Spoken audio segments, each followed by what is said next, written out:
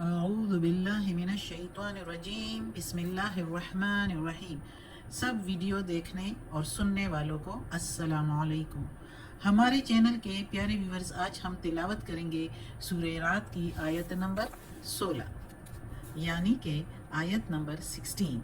آج انشاءاللہ ایک آیت پڑھیں گے کیونکہ یہ آیت ذرا لمبی ہے۔ تو چلیں شروع کرتے ہیں آج کا سبق، لیکن شروع کرنے سے پہلے چینل کو سبسکرائب کریں، بیل نوٹیفیکیشن کو آن کریں اور ہو سکے تو شیئر بھی کریں۔ جتنا زیادہ شیئر کریں گے اتنا زیادہ ثواب ملے گا آپ لوگوں کو بھی اور مجھے بھی۔ تو چلیں اب شروع کرتے ہیں آج کا سبق۔ اعوذ باللہ من الشیطان الرجیم بسم اللہ الرحمن الرحیم۔ قل، کہہ دو، چونکہ اللہ تعالیٰ اپنے پیغمبر محمد صلی اللہ علیہ وآلہ وسلم کو فرما رہے ہیں، ان کو مخاطب کر کے یہ قرآن بھیجا گیا ہے، تو اس لیے ہم ادب سے کہیں گے کہہ دو میرے پیارے نبی۔ من رب السماوات، کس رب نے بنائے ہیں آسمان، والارض اور زمین۔ کہہ دو میرے پیارے نبی کون ہے رب، یا کس رب نے، کون ہے رب جس نے یہ آسمان اور یہ زمین بنائے۔ قل اللہ، قل اللہ، کہہ دو میرے پیارے نبی اللہ، یعنی اللہ نے۔ تفسیر میں بتاؤں گی، پھر زیادہ مزہ بھی آئے گا اور سمجھ بھی آئے گی۔ قل، کہہ دو میرے پیارے نبی، افاتخذتم من دونہ اولیاء، قل کہہ دو میرے پیارے نبی، افاتخذتم، کیا پھر پکڑ لیے ہیں تم نے، آ کے میننگ کیا، فا کے میننگ پھر، اتخذ کے میننگ پکڑ لینا یا بنا لینا، تم کے میننگ ہے تم، من کے میننگ سے، دونہی کے میننگ علاوہ اس کے، یعنی علاوہ اللہ کے، اولیاء، اولیاء کے میننگ کوئی دوست، کوئی حمایتی۔ تو محاورہ ترجمہ کریں گے تو کہیں گے کہہ دو میرے پیارے نبی، کیا پھر بنائے ہیں اس کے سوا، اللہ کے سوا کوئی اور حمایتی۔ لا یملکون، نہیں وہ استطاعت رکھتے، نہیں وہ ملکیت رکھتے یا نہیں وہ طاقت رکھتے، لانفسہم، اپنی جان کا، نفعن، نفع کا، نفعا ولا ضرا، نہ ہی نفع کا اور نہ ہی نقصان کا۔ کیا پھر بنائے ہیں تم نے اس کے سوا، اللہ کے سوا کوئی اور حمایتی جو نہیں استطاعت رکھتے اپنی جان کا بھی، ایون اپنی جان کے نفع کا اور نقصان کا۔ قل، کہہ دو میرے پیارے نبی، حل یستوی، کہہ دو میرے پیارے نبی، حل کے میننگ کیا، یستوی برابر، یستوی الاعمی والبصیر، کیا برابر ہو سکتے ہیں اندھے اور دیکھنے والا، کوئی اندھا یا اور دیکھنے والا، ام حل، یا کیا، تستوی الظلمات والنور، کیا برابر ہو سکتے ہیں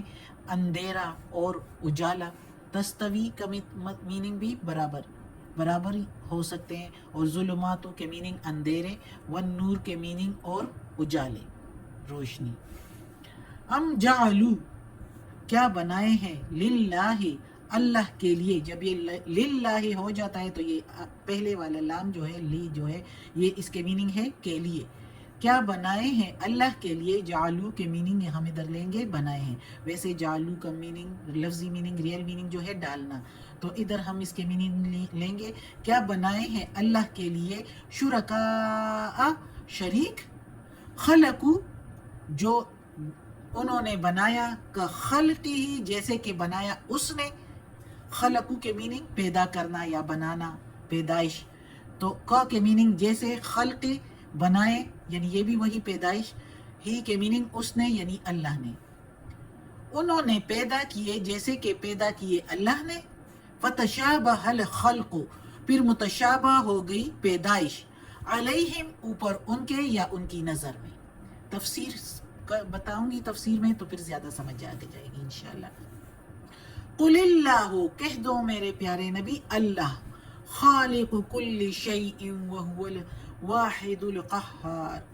کہہ دو میرے پیارے نبی اللہ خالق ہے، اللہ بنانے والا ہے، کل ہر، شیء چیز، وہوا اور وہی، وہو الواحد القہار اور وہی ہے واحد अकेला ज़बरदस्त कहार है, वो अकेला कहार है, वो अकेला ज़बरदस्त है।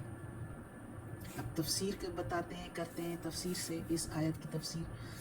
तो इस आयत में अल्लाह ताला अब अपनी तौहीद का मज़ीद ताकीद और मज़ीद मिसालें और मज़ीद समझा रहा है अल्लाह ताला लोगों को कि मान जाओ अल्लाह एक है, अल्लाह के सिवाय कोई माबूद नहीं है। क्योंकि उस वक्त मक्का के लोग मौजूद थे मोहम्मद सल्लल्लाहु अलैहि वसल्लम के इर्द गिर्द और मदीना के, तो मदीना में तो ज़्यादातर मुसलमान थे, लेकिन मक्का वाले जो थे उधर मुशरिकीन ज़्यादा थे। क्योंकि ज़्यादातर जो मुसलमान होते थे वो मदीना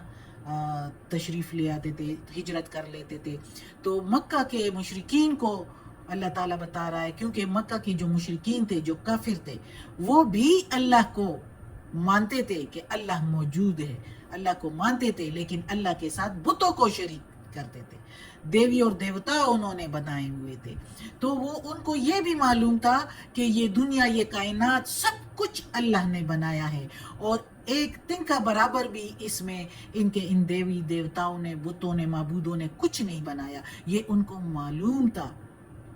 इसलिए अल्लाह ताला कुरान मजीद में काफ़ी जगहों पर ये पूछता है कि इनसे पूछो किसने बनाए हैं, कौन है रब आसमान और ज़मीन का, कि वो कौन है जो रिज़्क देता है तुमको। तो फिर खुद ही अल्लाह ताला इसलिए बता देता है कि अल्लाह,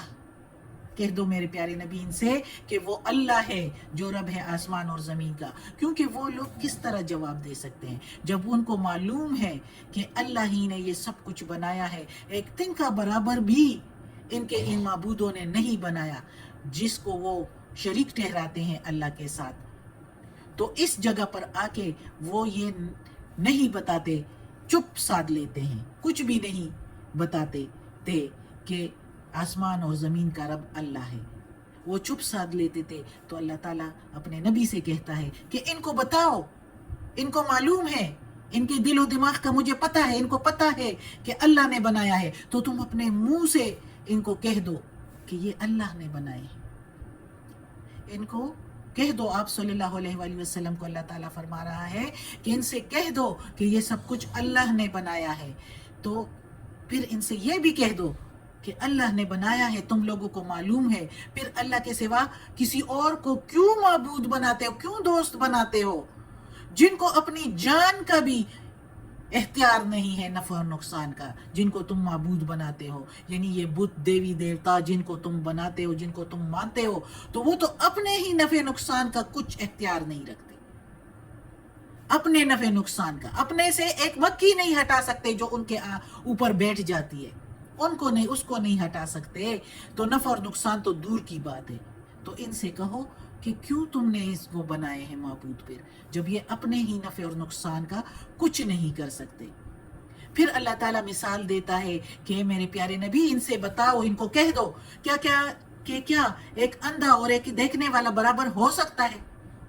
अंधे से मुराद वो नहीं कि जो देख रहा आंखों से अंधा हो, अंधे से मुराद वो जो देख सकता है लेकिन समझ और अकल नहीं रखता। जब अल्लाह का रसूल और अल्लाह का ये कलाम मौजूद है और उसमें वो बता रहे हैं कि